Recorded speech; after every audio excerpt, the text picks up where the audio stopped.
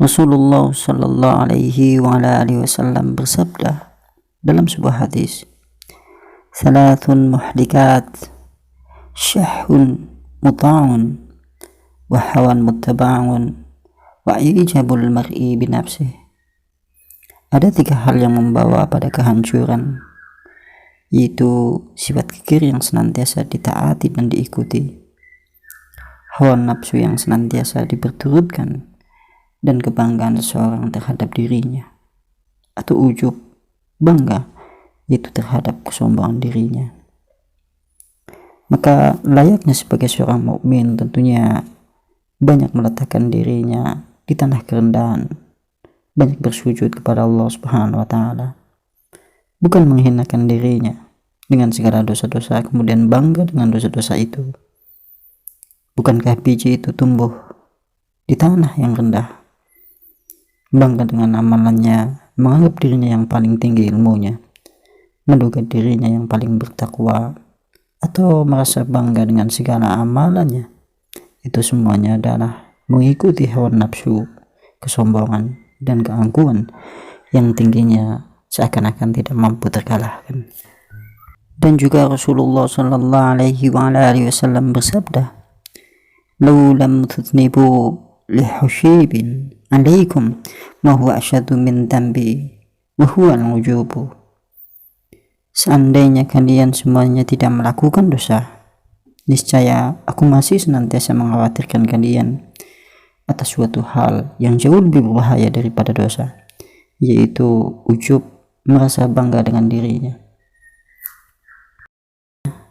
Juga disebutkan oleh Masyur bin Ajda bin Malik bahwasanya dia berkata, "Bihasbil mu'min minal jahli ayujaba bi'amalih." Cukuplah seorang mukmin itu dikatakan bodoh bila dia merasa takjub dengan amalannya. Wa bihasbil mu'min minal ilmi ayahsallaha. Dan cukup pula seorang mukmin itu dikatakan berilmu jika dia memang takut kepada Allah Subhanahu wa Ta'ala. Maka jika seorang mukmin menyadari hakikat itu semuanya, tentunya ia pantas memiliki sebuah majelis di dalam rumah-rumahnya. Ia menyendiri di dalamnya, kemudian mengingat dosa-dosa dan banyak memohon ampunan kepada Allah Subhanahu wa Ta'ala. Karena hakikat orang yang beriman tentunya ia merasa rendah, merasa hina, dan merasa bahwasannya dirinya adalah seakan-akan dia tidak selamat dari ancaman Allah Subhanahu wa Ta'ala, sehingga banyak berbenah, banyak kemudian mohon ampunan kepada Allah Subhanahu wa Ta'ala. Sebagaimana disebutkan oleh Muslim dari Masyruq bin Ajda bin Malik bahwasanya dia berkata, "Innal mar'a la haqiqun aykuna lahu majalisi fi baitihi yahlu fiha yatadhakkaru dhunubah yastaghfiru minha." Sesungguhnya seorang mukmin itu sangatlah pantas kalau ia memiliki majelis di dalam rumahnya, tempat duduk menyendiri di rumahnya, kemudian di dalamnya mengingat dosa-dosanya, lalu banyak mohon ampunan kepada Allah Subhanahu wa Ta'ala. Al-Qalma bin Marsad pernah berkata, "Intaha zuhdu ila samaniyati minat tabi'ina minhum Masyruq bin Ajda." Zuhud terhenti kepada 8 tabi'in, di antaranya adalah Masyruq bin Ajda. Fa inna imra'atahu qalat, bahwasanya istrinya pernah bercerita, "Maka la yujadu illa wasaqahu qad intafakhata min at-tuli salati."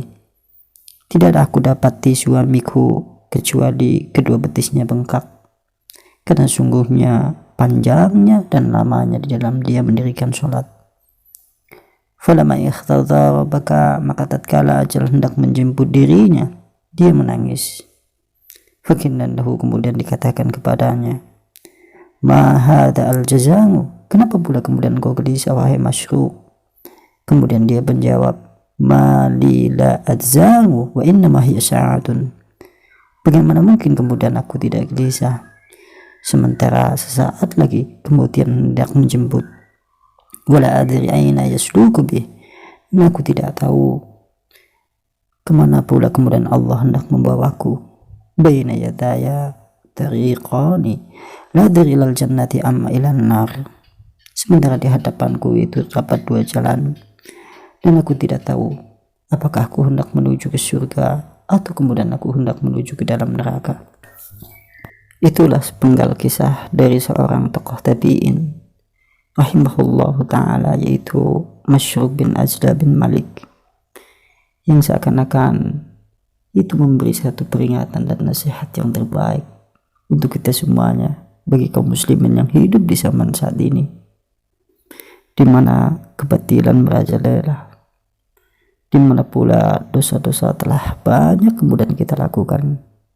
Bersama dengan itu pula kita jarang banyak beribadah kepada Allah Subhanahu wa taala, dan tentunya kita tidak tahu apakah kita akan dibawa menuju surga ataupun ke dalam neraka. Kalau seandainya beliau, yaitu Masyruk bin Ajda bin Malik, menangis karena memikirkan hal itu, tentunya bagi kita semuanya jauh lebih banyak menangis memikirkan hal itu.